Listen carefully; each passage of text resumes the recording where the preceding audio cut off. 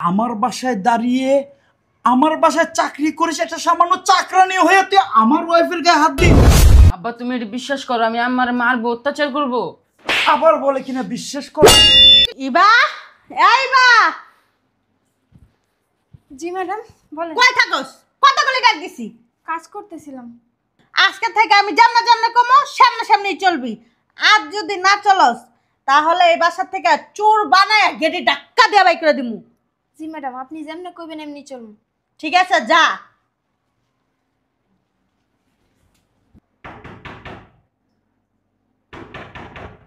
মেজাজটা যা একটা গরম হইতাছে না, এখন যে আবার কেডা আইছে। উফ,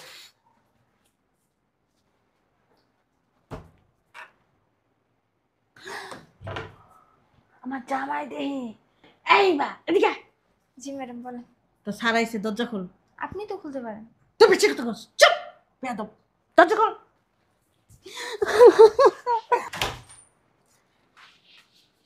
বাবা রে, তুমি আমার আর মাইরো না বাবা। তুমি ওর পা ধরতেছো মানে ওঠো ওখান থেকে। তুমি আইছো? শোনো না, তোমার ছেলে আমার পছন্দ করে না। তুমি এক কাজ করো, আমার ডিভোর্স দিয়ে দাও। তোমার ছেলে আমার 2 দিন বাথরুমের ভিতরে রাতকে রাখছে। আমি মরে যাইতাম আর একটু হইলে। আমি অনেক কষ্ট করে বের হয়ে আইছি। আমি আর থাকবো না তোমার বাসায়। তোমার ছেলে আমার ঠিক মতন খাইতেও দেয় না, আমার উপরে কি অত্যাচার করে, কথায় কথা আমার গায়ে হাত তুলে। আমি আর থাকবো না তোমার বাসায়। আম্মা তুমি এটা কি বলতাছো? দেখছো দেখছো, তোমার ছেলে কেমন বসা থেকে উঠে আসছে। এখন যদি তুমি না থাকতে জানো কি করতো? আমার চুলার মুঠিটা ধরে আমার নিচে ফালাই ইচ্ছা মতন লাথি ঘুষি থাবু দিত। আমি আর এভাবে থাকবো না। আহাত, তুই তোর মায়ের গায়ে হাত তুলস, তারা না খায়া রাখোস, তারা টয়লেটে আটকে রাখোস। তুমি এটা কি বলতাছো আব্বা? বেয়াদব! তোমারে কি আমি এই শিক্ষা দিছি? তোমার মা মারা যাওয়ার পর আমি তোর এই বুকে রেখে এত বড় করছি, আর আমি যখন ব্যবসার কাজে ঢাকার বাইরে যাই তোকে তোর নানা বাড়িতে রেখে যাই, ওখানে তোর কষ্ট হয়। এই কারণে আমি আরেকটা বিয়ে করছি, তোকে নতুন মা দিছি, আর সে তোকে এত আদর স্নেহ ভালোবাসা দেওয়ার পরেও তাকে তুই মারিস, তাকে কিনা টয়লেটে বন্দি করে রাখিস। শোনো না, তুমি এক্ষুনি আমাকে ডিভোর্স দিয়ে দাও। বাবা শোনা যেহেতু আমাকে পছন্দ না, আমি চাই না বাবা শোনা কষ্ট থাকুক। আমাকে এখনই ডিভোর্স দিয়ে দাও। শুনছিস মা কাকে বলে, মায়ের জাত কাকে বলে? সে তোকে গর্ভে ধারণ করে নাই ঠিক আছে, কিন্তু তোকে নিজের মায়ের থেকেও তো কম ভালোবাসে না। আমি তো দেখছি তোকে ভাত তুলে খাওয়ায়, তোর স্কুলে পাঠানোর দায়িত্ব তার। খেলতে গেলে কখন আসবি কি না আসবি সেজন্য আমাকে ফোন দেয়। একবার ফোন দিয়ে দেখো না, একটু খোঁজ করে দেখো না আহাত কোথায়, এখনো আসে না কেন? আর সেই মাকে তুই মারলি? তুই এত বড় খারাপ আমার সন্তান হয়ে, আমার সন্তান হয়ে। আব্বা তুমি এটা বিশ্বাস করো, আমি আমার মারবো, অত্যাচার করবো। আবার বলে কিনা বিশ্বাস করো? আমার চোখকে অন্ধ হয়ে গেছে, আমি নিজের চোখে যা দেখলাম সেটা কি মিথ্যা? হেই বেয়াদব, সেটা কি মিথ্যা? বলো আমাকে। শোনো না, তুমি এগুলি কি করতেছো বলো? বাবা শুনারে মারতেছো, বাবা শুনারে না মেরে তুমি আমারে মারো। আমার যত চুপ থাকো তুমি। বাবা শোনা, বাবা শোনা, তুমি যাকে বাবা শোনা করো সে তো তোমাকে মা বলে স্বীকৃতি দেয় না। সে তোমাকে মা বলে স্বীকৃতি দিলে তোমার গায়ে হাত তুলতো না, তোমাকে অপমান করতো না, তোমাকে টয়লেটে আটকে রাখতো না। আমার মনে হচ্ছে না আমি ওকে এইভাবে ধরে 2 পা ভাগ করে ফেলি মাঝখান দিয়ে। আমার সন্তান, আমার বিজ্জত হয়েছে। শোনো না, তুমি কি করতেছো? বাবা শুনারে মেরো না। বাবা শুনারে না মেরে তুমি এক কাজ করো, বাবা শুনারে না অনাথ আশ্রমে দিয়ে আসো। না না না না, অনাথ আশ্রমে না, ভালো একটা হোস্টেলে দিয়ে আসো। বাবা শোনা ওখানে থেকে ভালো মানুষ হবে। আমার যেহেতু সহ্যই করতে পারে না, না হলে আমার এক কাজ করে ডিভোর্স দিয়ে দাও।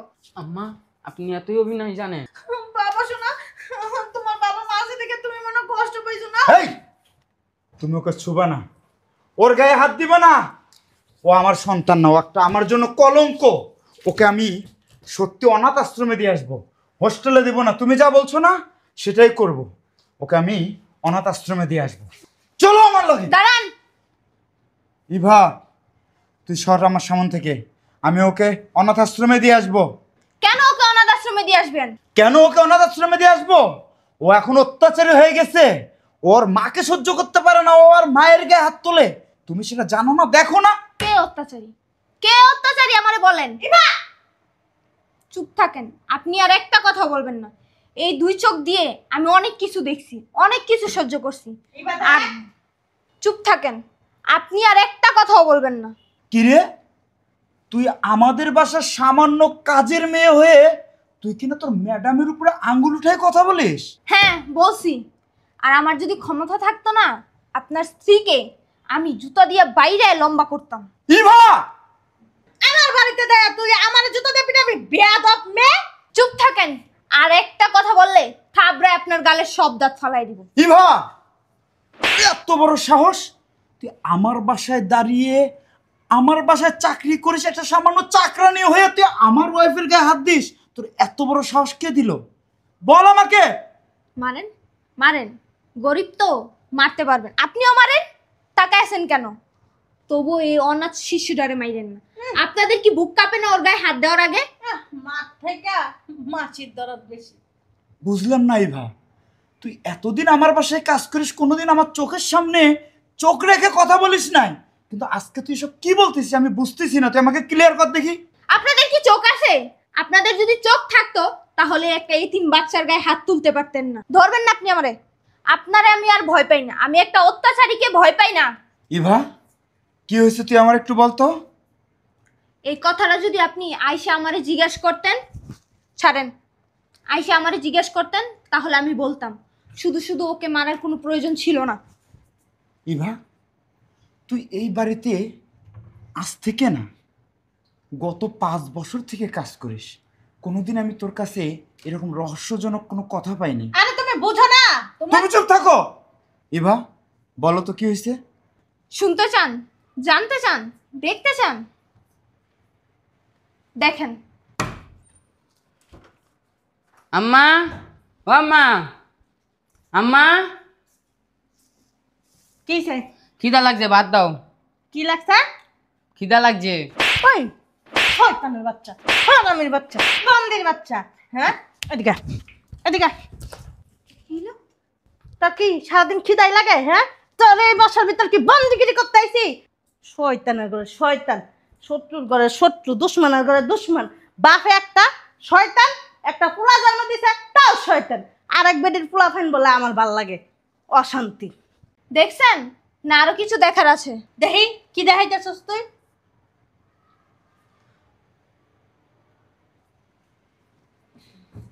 এগুলো আমি কি দেখলাম?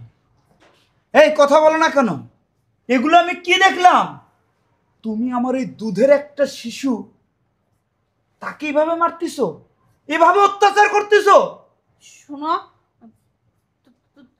কি বলবো তুমি? কি বলবো? এই, তুমি এত বড় অভিনেতা, তুমি এত বড় অভিনেতা, তুমি তো বিশ্ব পুরস্কার পাওয়ার কথা, তুমি যে অভিনয় জানো, তুমি আমার এই সন্তানটাকে এইভাবে মারতে পারলা, এইভাবে অত্যাচার করতে পারলা? এই, আমি তোমাকে কি বলছিলাম? কি বলছিলাম?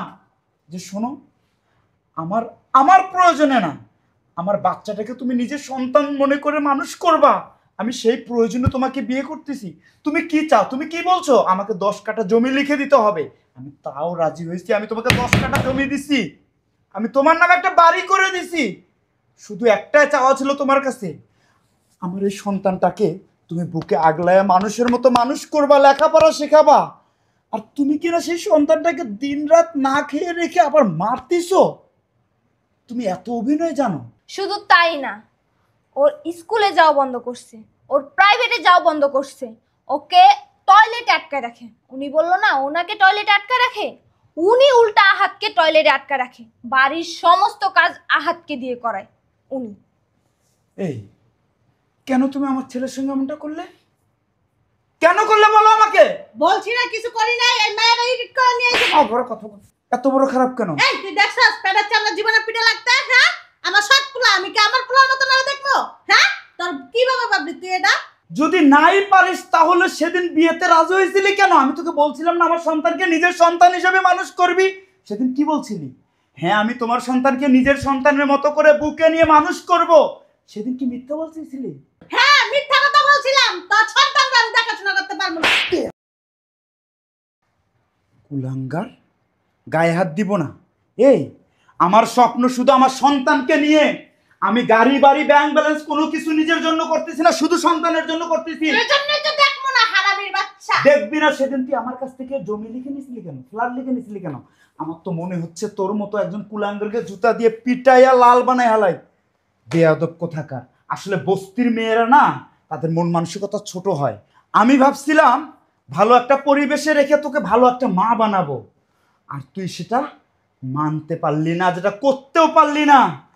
শোন, আমি তো ছেলেরা নিয়ে একসাথে তো জিন্দেগি তো থাকতে পারবো না।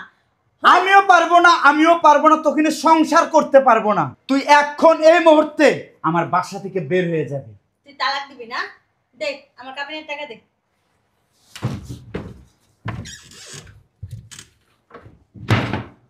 নে, তোর কাবিনের টাকা অগ্রিম দিয়ে দিলাম, কালকে ডিভোর্স লেটার পেয়ে যাবি। আসলে তোরা না স্বার্থপর মহিলা, তোদের কারণে একজনের জন্য হাজার জনের বদনাম হয়। আরে তোরা এই কাবিনের টাকার আশায় মানুষের সঙ্গে বিয়ে বসিস, জমির আশায় মানুষের কাছে বিয়ে বসিস, আর একটা সংসারে গিয়ে আবার কাবিনের টাকা নিবি, চলে যাবি। এটাই তোদের পেশা না? তোর কাছে যে বিয়ে হইছে তোর কপাল। আমার বুঝছস না? কপাল, তোর 7 জন্মের কপাল এইরকম একটা ফ্যামিলিতে বউ হয়ে আসছিলে, আমার সন্তানের মতো সন্তানের মা হইতে পাইছিলে। তুই বুঝলি না, তুই চলে যা আমার বাসা থেকে। তোর মতো কাল নাগিনীকে আমি আর দেখতে চাই না। আমার বাসা থেকে বের হয়ে যা, বের হয়ে যা, বের হয়ে যা।